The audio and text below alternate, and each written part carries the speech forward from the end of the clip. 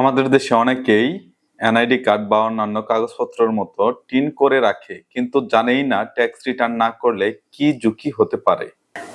Tin certificate আসলে কি?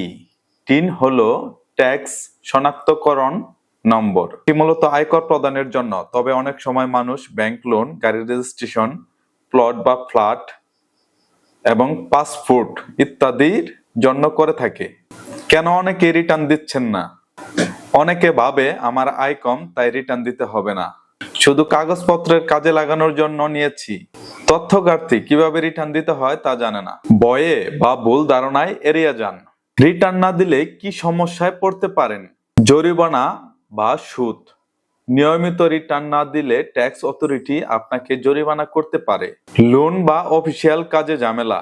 ভবিষ্যতে ব্যাংক লোন বা বড় কেনাবেচায় ঝামেলা হতে পারে। লিগেল জটিলতা।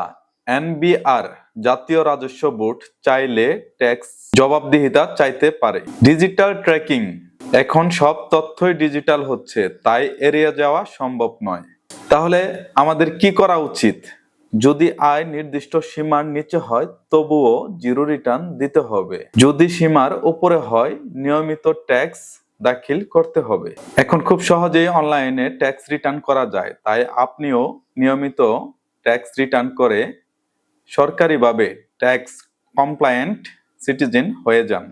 নিয়মিত ট্যাক্স রিটার্ন করলে সরকারি বা ব্যাংক লোনের কাজ সহজ হবে এবং ঝড়-ঝামেলা মামলা থেকে বাঁচবেন। একটি কথা মনে রাখবেন, ট্যাক্স রিটার্ন করা শুধুমাত্র আইন মানা নয়, বরং এটি আপনার জীবনের নিরাপত্তা। আপনি চাইলে আমি আপনাদের জন্য একটি ভিডিও দিতে পারি কিভাবে অনলাইনে ট্যাক্স রিটার্ন দাখিল করতে হয়। তবে তার জন্য কমেন্ট বক্সে জানাতে হবে ভিডিওটা আপনাদের দরকার কিনা। ধন্যবাদ, ভালো থাকবেন, সুস্থ থাকবেন।